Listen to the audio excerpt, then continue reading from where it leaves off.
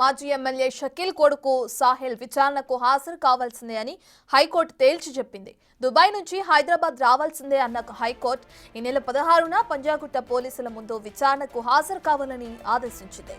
Praja Bhavan gates ను కారుతో ఢీకొట్టారని పంజాగుట్ట పోలీసులు కేసు నమోదు చేశారు. కేసు నమోదు తర్వాత సాహిల్ దుబాయ్ పారిపోయాడు.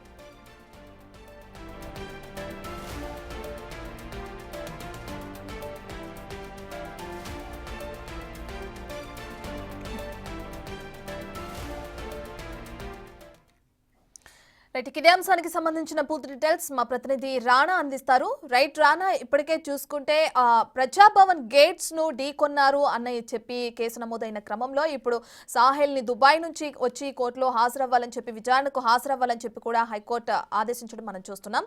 16న పంజాగుట్ట పోలీసుల ముందు విచారణకు హాజరు కావాలంటున్నారు కదా, మరి అతను వచ్చే క్రమం ఏమైనా కనిపిస్తుందా? దీనికి సంబంధించిన డీటెయిల్స్ ఏంటి?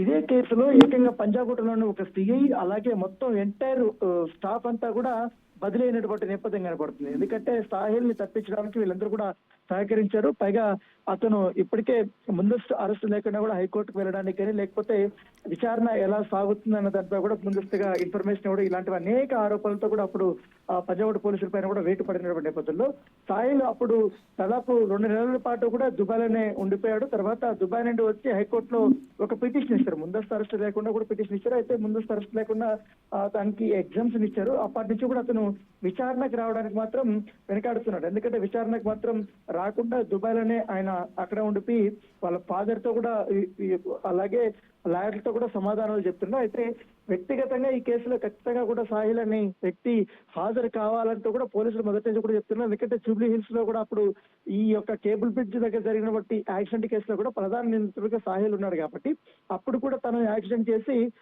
వేరే వ్యక్తి చేశాడనేసి కూడా అప్పుడు ఒక డ్రైవర్ ని మార్చేయడము, తర్వాత పంజాగుట్ట ఇష్యూలో కూడా అతను యాక్సిడెంట్ చేసి వేరే వ్యక్తి చేశాడంటూ కూడా ఇంకొకరిని లొంగిపోయే విధంగా కూడా అతను చేయడం. సో ఇవన్నీ కూడా చాలా క్రిమినల్ బ్రీచింగ్ వచ్చాయి కాబట్టి దాంతో పాటు పెద్ద ఎత్తున కూడా ముడుపులు ఇచ్చారనేది కూడా ఆరోపణలు వచ్చిన నేపథ్యంలో ఇప్పుడు సాహిల్ ఇప్పుడు హైకోర్టు ఖచ్చితంగా విచారణ హాజరు కావాలంటూ కూడా ఆదేశాలు ఇచ్చింది. Right, thank you Rana.